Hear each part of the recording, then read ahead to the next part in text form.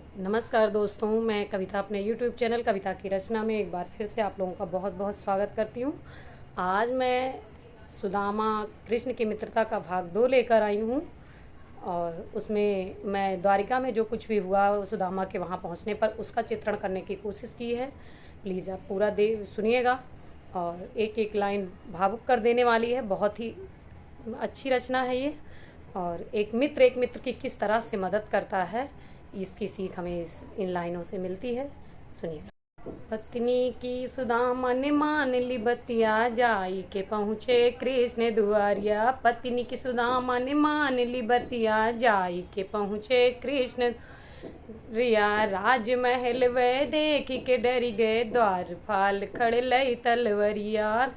राजमहल वह देखी के डरी गए, राज द्वारपाल लिए खड़े तलवरिया। परिचय वह आपन देने लगे, कृष्णा का मैं हूँ यार लंगोटिया।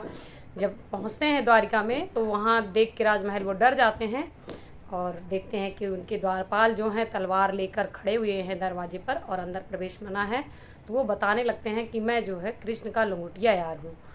इतना सुन जो सुन द्वारपाल, उनको दिखावन लगे अखिया। सोच समझ के बोले कंगाल, तुम तो लागत हो हमका भिखरिया। द्वारपाल कहते हैं कि तुम मुझे भिखारी लग रहे हो, तुम उनके मित्र नहीं लग रहे हो। इतना सुना जो द्वारपाल, देखावन लगा उनका किया। सोच समझ के बोल कंगाल, तुम तो हो लागत हमका भिखरिया। पत्नी की सुदामा ने मान ली बात, जाई के पहुँचे कृष्ण दुआरिया। बहुत विनती करने के बाद कृष्णा से जाकर कही ये बात। बहु विनती करने के बाद कृष्णा से जाकर कही ये।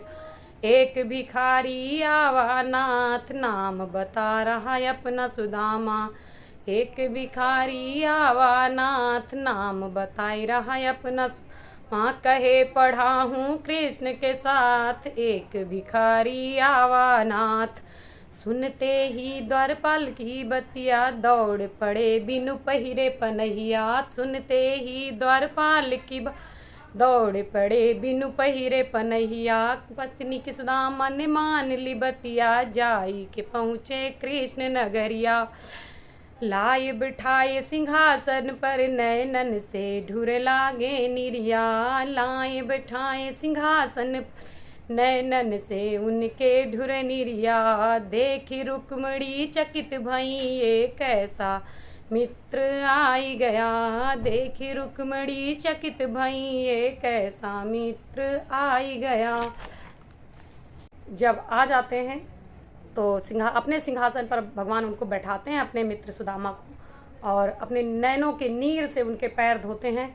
ये देख के रुक्मिणी जी को बड़ा आश्चर्यचकित होता कि ये कैसा मित्र आया है जिसको प्रभु इतना प्यार कर रहे हैं, कभी बताया तो नहीं इसके बारे में। उसके बाद कृष्ण जी ये देखते हैं कि ये कुछ लाए हैं कि नहीं लाए हैं मेरे खाने के लिए। तो वो देख लेते हैं कि ये पोटली बगल में इन्होंने चावल की दबा रखी। उसके बाद वो छीन कर खाते हैं। वो मैंने दर्शाने की कोशिश की। कृष्ण छीन कर चावल को दो मुट्ठी भर के खाए लिया। दौड़ के हाथ पकड़ी रुक, कुछ अपने लिए बचाए लिया। रुक्मिणी समझ गई कि ये अपने मित्र की दशा देख नहीं पा रहे हैं, इन्होंने अब ये अपना सब कुछ दान दे देंगे। और उन्होंने 2 मुट्ठी चावल खा लिया तो रुक्मिणी समझ गई कि इन्होंने 2 लोक दे दिया, अगर और आगे खाए तो हम कहीं नहीं रहेंगे, 3 लोक चला जाएगा। इसलिए दौड़ के हाथ पकड़ ली। कृष्ण छीन कर चावल को 2 मुट्ठी भर के खाए लिया। दौड़ के हाथ पकड़ी रुक्मिणी, कुछ अपने लिए बचाए। 2 मुट्ठी दोनों लोक दिया, यह सब काव करत हो पिया। रुक्मिणी जी कहती हैं 2 मुट्ठी में दोनों लोक दिया, यह सब काव करत हो पिया। मान सुदामा ने मान ली पत्नी की बतिया, जाई के पहुँचे कृष्ण दुआरिया। और कृष्ण जी कहते हैं कि बचपन में आपने चना चुरा कर खाया था और तुम्हारी ये आदत नहीं गई, गुरु माता ने हम दोनों के लिए दिए थे और आपने जो है चोरी करके अकेले खा लिया, इसलिए उससे आपको ये उसी का परिणाम है, आज आप निर्धन हो गए। क्योंकि मित्र से चोरी कभी नहीं करनी चाहिए।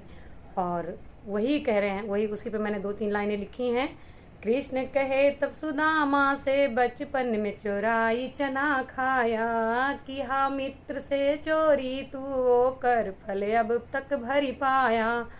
अब ही भी चोरी करते यहाँ, इंस्ट्रक्शन देते हैं, आगे बताते हैं कि अभी भी आप सुधरे नहीं हो, अब ही भी चोरी करते यहाँ, आगे तू काव करा चाहा।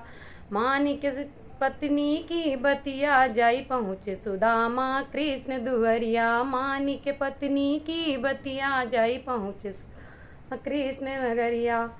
धन्यवाद।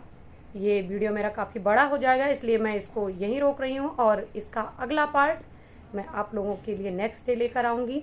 और आप प्लीज़ मेरे वीडियोज़ को पूरा देखा करिए, प्लीज़ चैनल को मेरे सब्सक्राइब करिए, वीडियोज़ को लाइक करिए। धन्यवाद।